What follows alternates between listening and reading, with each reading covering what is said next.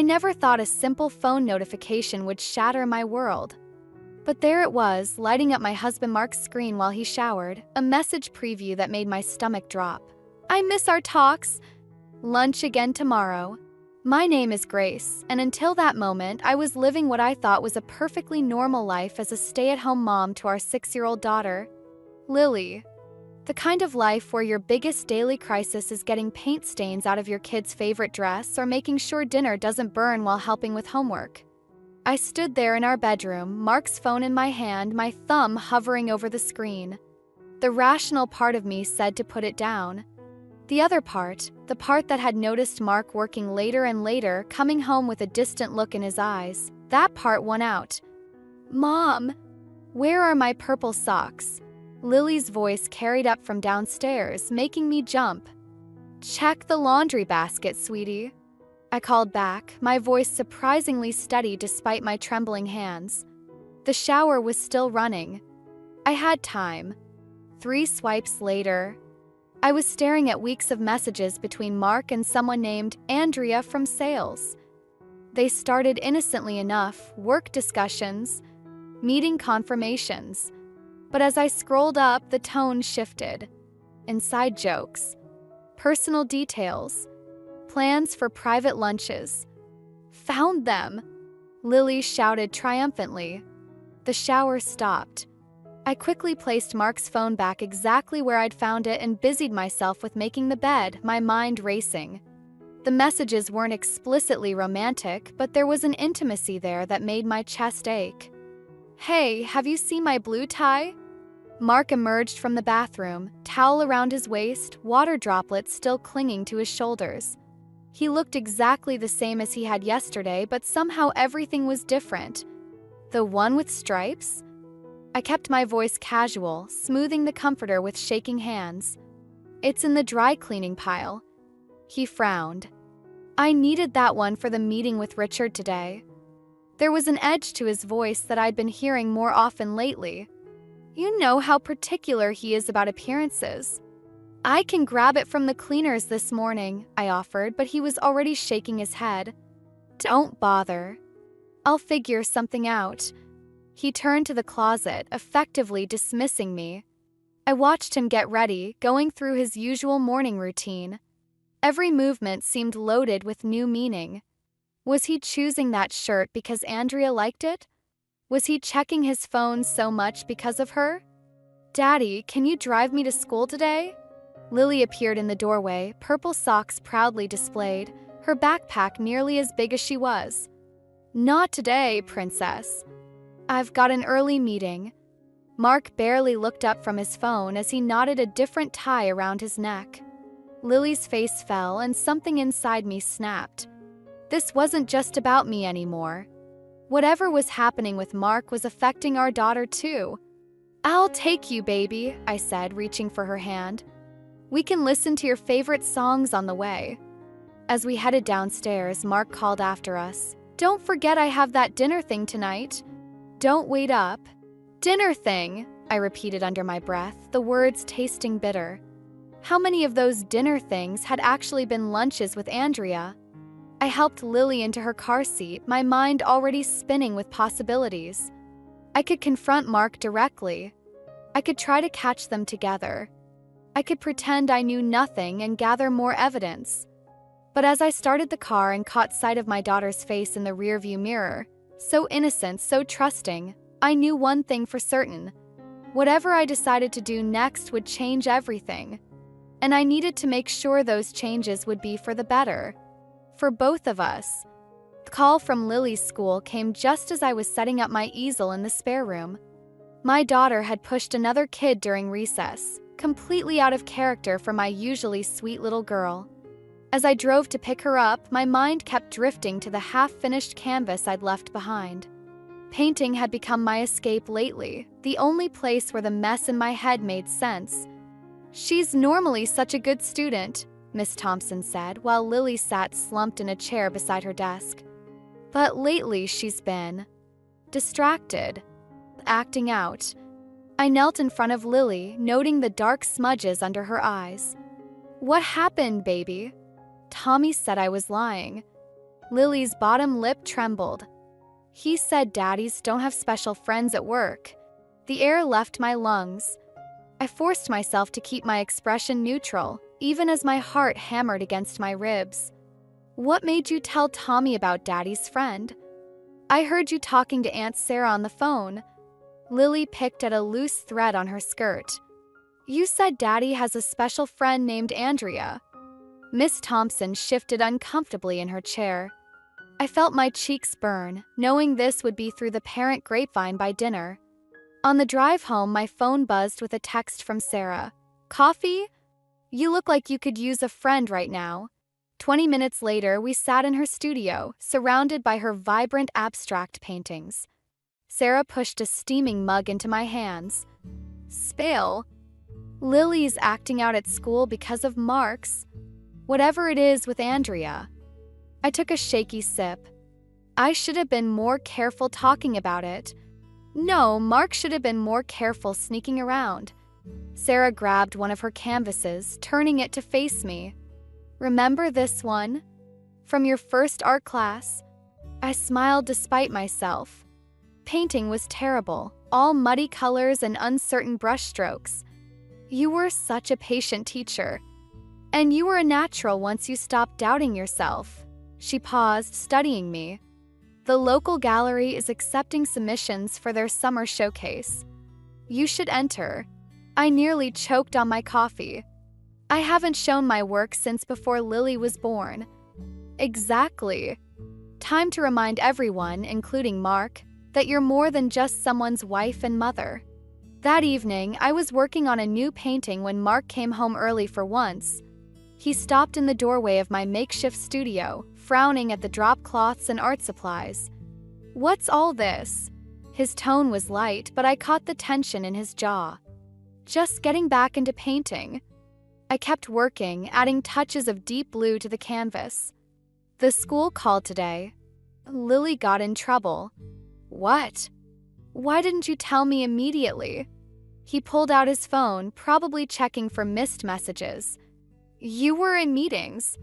I couldn't keep the edge from my voice. With Andrea, I assume? The silence that followed was deafening. When I finally looked up, Mark's face had gone carefully blank. We need to focus on Lily right now. This hobby can wait. It's not a hobby. I set down my brush. And Lily's acting out because she knows something's wrong at home. She can feel it. Nothing's wrong except you turning our spare room into an art gallery instead of dealing with our daughter. He turned to leave, then paused. Clean this up before someone tracks paint through the house. After he left, I stared at my painting, a stormy seascape with a single lighthouse standing defiant against the waves. Sarah was right. It was time to stop hiding my light. I pulled out my phone and photographed my 3 best pieces. The gallery submission deadline was tomorrow. My hands shook as I filled out the online form, but I didn't hesitate when I reached the artist statement section. Art is truth, I wrote. And sometimes the truth needs to be seen to be believed. I hit submit before I could change my mind. Whatever happened next, I knew one thing. I was done being invisible. The gallery's acceptance email arrived the same morning I found the receipt. Mark had forgotten to clear his browser history. Rookie mistake. 2 nights at the Mountain View Hotel charged to our joint account. The dates matched his business conference from last month. I was still staring at the screen when Mark stumbled into the kitchen, looking hungover despite claiming he'd worked late. Coffee ready? Interesting place, the Mountain View, I said, keeping my voice steady. Their website shows beautiful conference rooms. He froze halfway to the coffee maker. What? I particularly like their couple's spa packages. Though I guess those aren't part of the standard business accommodation. The silence stretched between us like a rubber band about to snap. Mark's face cycled through surprise, anger, and finally settled on something like resignation. Grace, it's not, he started, but my phone buzzed. The gallery wanted to meet today to discuss my submission. I stood up, cutting him off. I have an appointment. Lily's lunch is packed. Don't forget she has dance class after school. Where are you going? His voice had an edge I'd never heard before. Since when do you have appointments? Since I decided to stop pretending everything's fine. I grabbed my car keys. Maybe you should try it sometime. The gallery was smaller than I'd imagined, but warm and inviting. Sarah met me outside, practically bouncing with excitement. They never request meetings for first-time submissions, she whispered as we walked in. This is huge. The gallery director, an elegant woman in her 50s, introduced herself as Evelyn Holloway. My stomach dropped. Richard Holloway's wife. Mark's boss's wife. Your work is remarkable, Evelyn said, leading us to a quiet corner. Particularly storms and secrets. The emotion in those brushstrokes. It's raw, personal. I thought of the stormy seascape I'd painted after discovering Mark's texts. Art helps me process things. Indeed. She studied me carefully. My husband mentions your name occasionally. Through Mark, of course. The air felt suddenly thick. Did she know about Andrea? About the hotel? I'd like to feature your pieces in our upcoming showcase, Evelyn continued. All three of them. They tell a powerful story of transformation and resilience. My phone buzzed again, Mark calling. I declined it. Thank you, I managed. That means more than you know. Leaving the gallery, Sarah grabbed my arm. Grace, this is amazing. But, are you okay?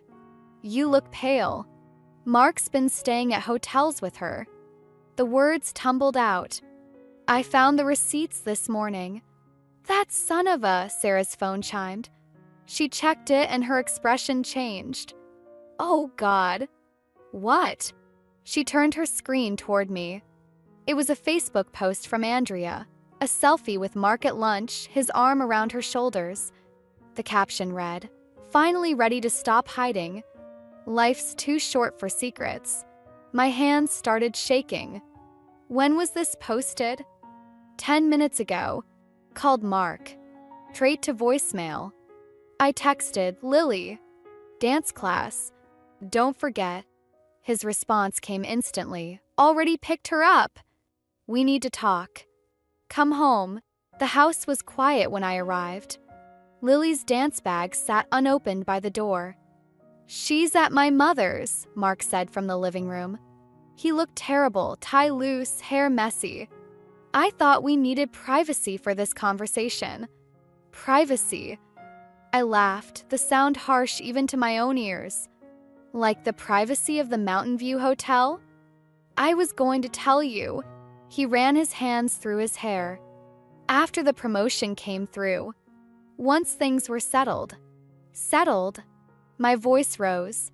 Our daughter is acting out at school. I found hotel receipts for your affair, and your girlfriend just announced it on Facebook. What exactly is settled? Andrea wasn't supposed to, he stopped, realizing his mistake too late. At least say her name with your whole chest, Mark. I headed for the stairs. I'm getting Lily's overnight bag. Grace, wait. His voice cracked. I'm scared, okay? Everything's falling apart at work. Richard's been watching me like a hawk, and you're suddenly having secret meetings. They're not secret. I'm just finally doing something for myself. I turned back to him. And unlike you, I'm not hiding it in hotel rooms. I left him standing there, my heart pounding but my mind surprisingly clear.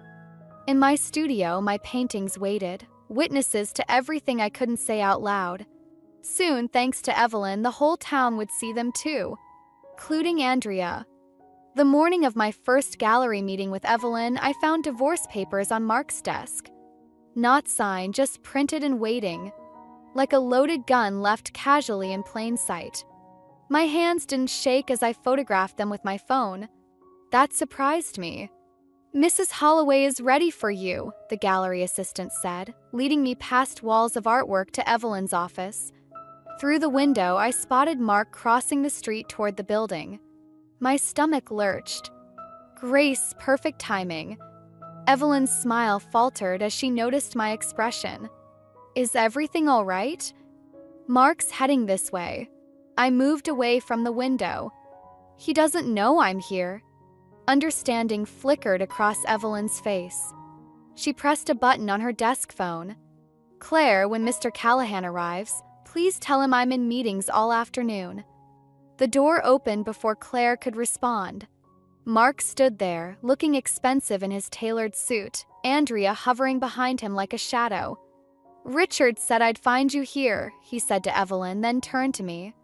Though he didn't mention you'd be meeting with my wife. Ex-wife soon enough, Andrea muttered, just loud enough to hear. The silence that followed felt like glass about to shatter. Evelyn stood, her presence suddenly commanding. Mark, I'm discussing a significant commission with Grace. Unless you're here to discuss art. Commission? Mark's laugh was harsh. Grace doesn't do commissions. She paints in our spare room to keep busy. Actually, Evelyn moved to a covered canvas in the corner, she does extraordinary work. This piece particularly moved our selection committee. She unveiled my painting, the stormy seascape with the lighthouse. But now, seeing it under professional lighting, I noticed details I hadn't consciously included. The lighthouse bore a subtle resemblance to me, standing alone against waves that looked suspiciously like grasping hands. Andrea stepped closer, her confidence wavering. That's intense. It's truth on canvas, Evelyn said simply. The gallery is prepared to offer. No. Mark's voice cracked like a whip. Grace needs to focus on our family right now. On Lily. Interesting timing, I said, finding my voice. Considering the divorce papers on your desk this morning. Andrea's head snapped toward Mark. Apparently, he hadn't shared that detail with her. You went through my desk? His face flushed. You left them out. Like you left your hotel receipts in the browser history. Like Andrea left that Facebook post up for 3 hours before deleting it. I turned to Evelyn. I accept the commission. All terms. Grace, Mark started, but his phone buzzed. Color drained from his face as he read the message. Problem? Andrea asked, touching his arm. Richard wants to see me. Now. He looked up, real fear in his eyes for the first time. What did you do? I didn't do anything, Mark. I just stopped hiding. I gathered my purse, suddenly exhausted. Like Andrea said, life's too short for secrets. Evelyn walked me out, leaving Mark and Andrea in her office. Through the glass, I saw them arguing in harsh whispers. Richard doesn't tolerate scandal, Evelyn said quietly. Especially not from employees gunning for partnership. I never meant to cause trouble with Mark's job. No, but your art told the truth he was trying to hide. She handed me a business card. My personal number. Call anytime. And Grace. She paused. The commission isn't just about the art. It's about supporting artists who dare to stand in their truth. At home, I found Lily in my studio, adding careful brushstrokes to her own small canvas. She'd painted 3 figures, one tall, one medium, one small, standing under a rainbow. Is that us? I asked, sitting beside her. It was. She dabbed more blue paint onto her brush. Now I'm making the tall ones smaller. Like when caterpillars get small in their cocoon before becoming butterflies. I stared at her painting, seeing the wisdom in her 6-year-old metaphor. Sometimes things had to break down completely before they could transform into something new. My phone buzzed with a text from Richard Holloway. My office, 9 a.m. tomorrow. Bring your portfolio. I looked at Lily's painting again, at the shrinking figure under the rainbow, and felt something like hope unfold its wings in my chest. Richard Holloway's office felt like a courtroom, all dark wood and judgment. My portfolio sat unopened on his desk while he studied me with the same intensity I'd seen in Evelyn's gallery. Your husband's been up for partnership for 3 years, he said finally. Did you know that? I shook my head, remembering all the late nights Mark had claimed were for partnership track. He's talented, but lately, Richard tapped my portfolio. Well, let's just say talent isn't everything. Opening it, he revealed my stormy seascape. Unlike this is both talent and truth. I'm not here to discuss Mark, I said, but Richard held up his hand. Andrea's resignation letter arrived this morning. Apparently, she's taking a position at our competitor. He leaned back. The same competitor Mark's been sharing confidential information with. My breath caught. What? Those hotel meetings weren't just personal, Mrs. Callahan. They were professional betrayals.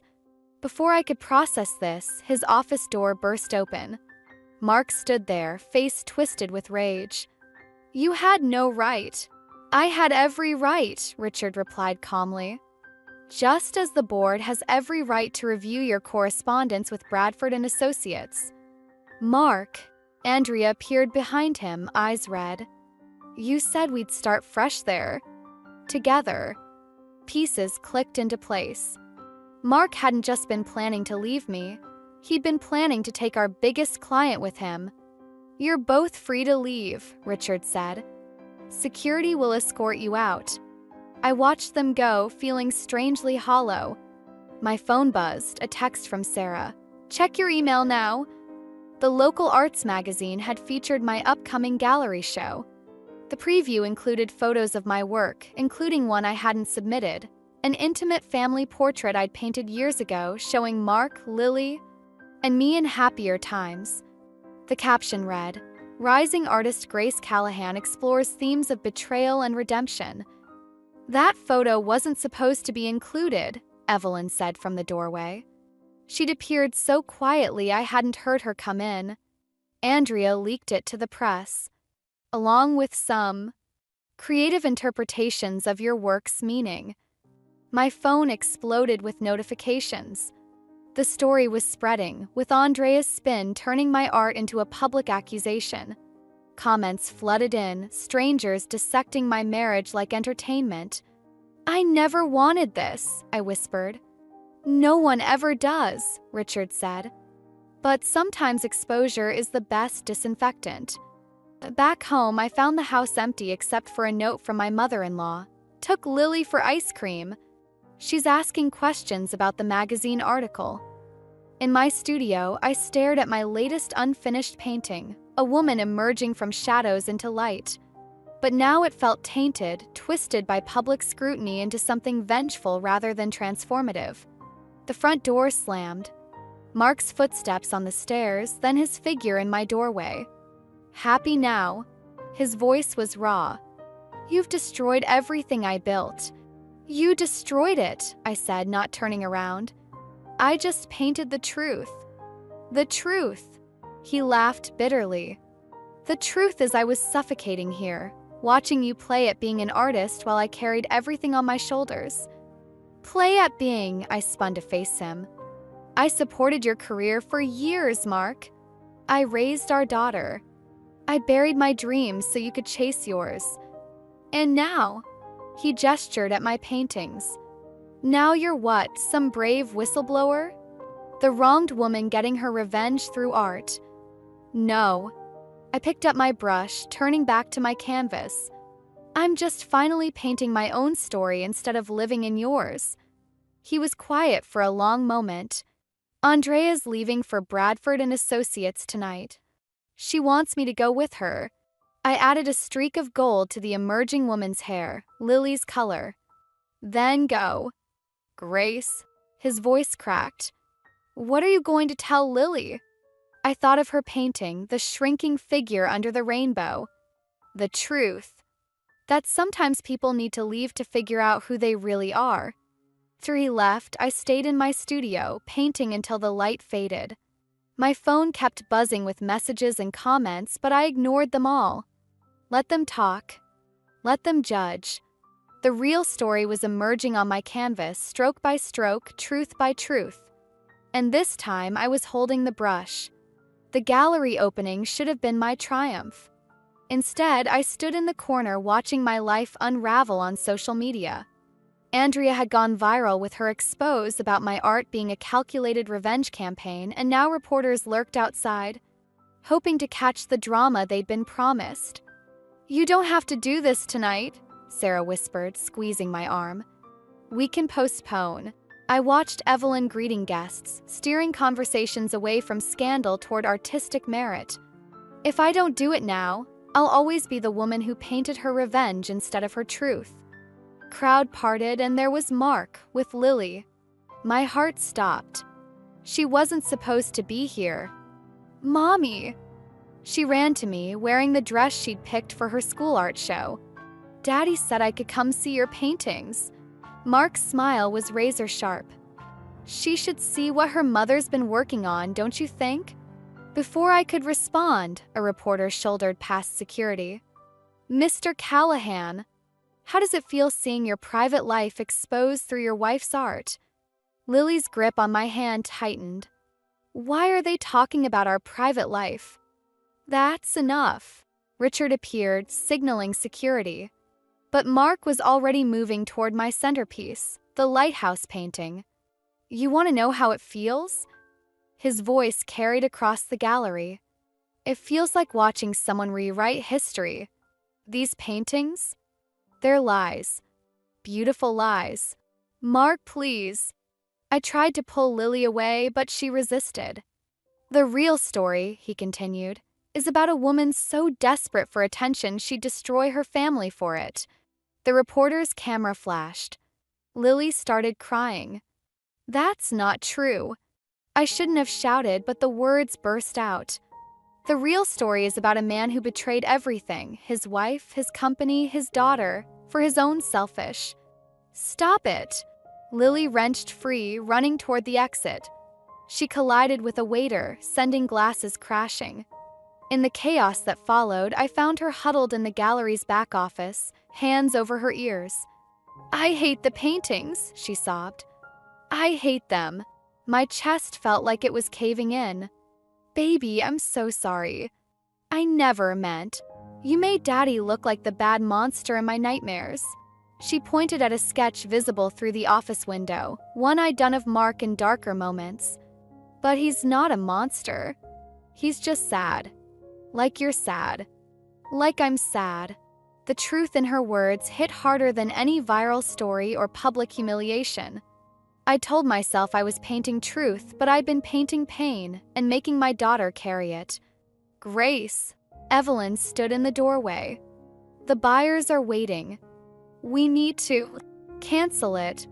I stood up, my decision crystallizing. "Cancel the whole show." "You can't." Mark appeared behind her. "Isn't this what you wanted? Everyone's seeing your truth." "No." I looked at Lily, then at the paintings that had become weapons instead of windows. I wanted to be seen, but not like this. Not at her expense. Then what was it all for? Question came from Andrea, who'd somehow slipped in during the commotion. I thought of my latest painting, the woman emerging from shadows. I'd been so focused on the emergence, I'd forgotten about the shadows I was casting. "It was supposed to be about healing," I said quietly. "I forgot that healing doesn't happen in public." Taking Lily's hand, I walked past them all, past the whispers and cameras, straight to my centerpiece. The lighthouse still stood proud against the storm, but now I saw what Lily saw, not strength in solitude, but the cost of standing alone. "Take me home, Mommy," Lily whispered. Home. Not the battlefield our house had become, but somewhere new. Somewhere we could all heal, separately, quietly, away from the storm of public judgment. "Okay, baby." I kissed her head, feeling the fight drain out of me. "Let's go home." Behind us, the gallery erupted in fresh chaos as Mark faced the press alone. But for the first time in months, I didn't look back. Some battles aren't worth winning if the price is your soul. 3 days after the gallery disaster, I found Mark sitting in my darkened studio, staring at my unfinished paintings. The divorce papers lay signed on my workbench. "Bradford and Associates rescinded their offer," he said without looking up. Apparently, dating the competition's newest executive while leaking company secrets isn't great for job prospects. I switched on the lights. Empty whiskey glass by his feet. Another in his hand. "Where's Andrea?" "Gone." He laughed hollowly. Turns out she was recording our conversations, building her case for promotion while He gestured vaguely at the chaos around us. "Why are you here, Mark?" "Richard offered me a chance to stay." His voice cracked. "Demoted but employed. If I agree to counseling and sign a new non-compete agreement." "That's good, right?" He stood suddenly, swaying slightly. "Good? I lost everything because you had to prove something with your art. Because you couldn't just be happy with what we had." "Happy?" The word tasted bitter. "Like you were happy sneaking around with Andrea? Happy watching me shrink myself to fit your idea of a proper wife?" "I never asked you to shrink yourself. You never had to." I grabbed the nearest canvas, the woman emerging from shadows. "You just dismissed everything that made me me until I started believing I was nothing but your wife, Lily's mother. And now," he gestured at the paintings, "now you're some brave truth teller?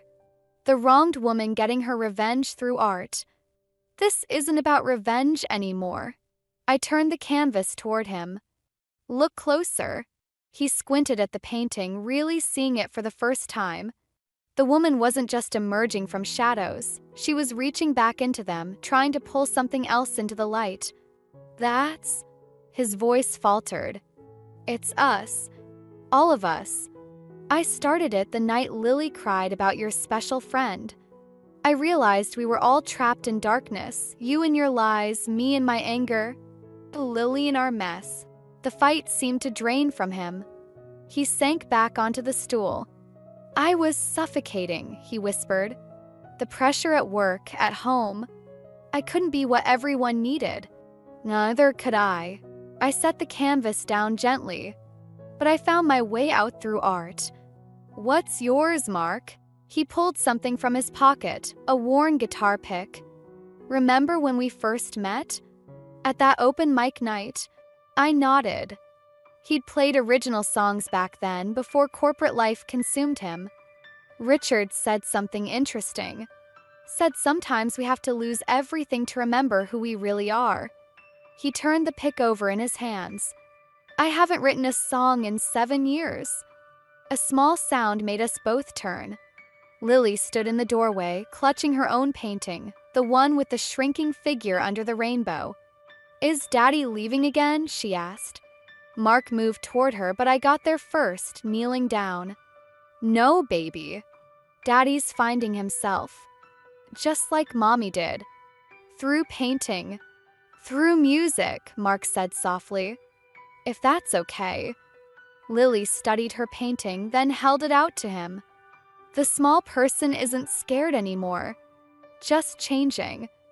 Mark took the painting with trembling hands. Something shifted in his face, like clouds breaking after a storm. "The papers are signed," I said. "But maybe this doesn't have to be an ending. Just a different kind of truth," he finished. Later, after Mark left to check into a hotel, I found a new text from Evelyn. "Private showing next month? Just your new work. The real story, not the scandal." I looked at my unfinished painting, the woman reaching back into shadows. It needed something else now. Not just emergence, but evolution. Not just one figure finding the light, but all of us transforming in our own ways. I picked up my brush. This time, I knew exactly what truth looked like. 6 months later, I stood in a different gallery, surrounded by new paintings.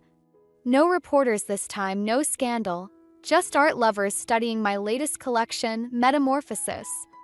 "The anonymous buyer is here," Evelyn whispered, appearing at my elbow. "The one who purchased your entire first collection." I followed her gaze to a familiar figure studying my centerpiece, the completed woman emerging from shadows. Only now she wasn't alone. Other figures emerged with her, each holding their own light. "Hello, Grace." Mark looked different, lighter somehow. Corporate suits replaced by casual clothes, a guitar case slung over his shoulder. These are incredible. You're the anonymous buyer? He nodded. Seemed right somehow, keeping the original story private where it belonged. Before I could respond, Lily burst in from the children's art room next door, her hands covered in paint. Daddy, come see my butterfly painting. Mom taught me about metamorphosis, we said together. I watched them head to the children's gallery, where Lily's art hung alongside other young artists. Her recent painting showed 3 separate butterflies, each emerging from its own cocoon yet flying in formation. She's healing, Sarah said, joining me. You all are. Different kinds of healing. I gestured to my new works. That's what this collection is about. Paintings told stories of transformation, not just escape from darkness, but the courage to bring light back to others still trapped there. Canvas showed figures helping others emerge, sharing their brightness. Grace, Richard Holloway approached with a younger man. This is Jason from the Children's Hospital Foundation. He's interested in commissioning a series for their new wing. Art therapy for the families, Jason explained. Your work speaks to people going through difficult transformations, helps them feel less alone. As we discussed the project, I caught glimpses of Mark through the gallery. He was different with Lily now, more present, more genuine. The weekly therapy sessions were helping, and his new job teaching music gave him the creative outlet he'd denied himself for so long. Later, as the crowd thinned, I found him studying my final piece, a triptych showing 3 stages of metamorphosis. The first panel showed figures in darkness, the second in transformation, and the third... They're dancing, he said quietly. In their own lights, but together. It's not about forgiveness, I said. Or forgetting. I know. He touched the frame gently. It's about becoming who we really are, even if that means becoming something different than before. Lily appeared between us, taking both our hands. Can we get ice cream? All of us. I met Mark's eyes over her head. We weren't those people in the first panel anymore, lost in darkness, hurting each other. We weren't even the ones in the second panel, struggling through painful transformation. We were something new. Not together, but not entirely apart. Ice cream sounds perfect, I said. As we walked out, Evelyn stopped me. The hospital commission isn't the only offer. There's serious interest from several collectors. I'll look at the proposals tomorrow. I watched Lily skipping ahead, Mark following with his guitar case. Tonight's about something else. She smiled knowingly. Art isn't just about capturing pain, is it? It's about transforming it. In the warm evening light, we walked to the ice cream shop, not as a reunited family, but as 3 people who had found their own ways of shining. Lily chattered about her butterfly paintings, Mark hummed a new song he was writing, and I thought about the hospital commission, about using art to help others find their light. Sometimes the greatest revenge isn't in striking back, but in growing beyond the darkness that tried to contain you. And sometimes healing means learning to dance in your own light while celebrating the light in others, even those who once cast the shadows you had to escape. That's the truth I finally learned to paint.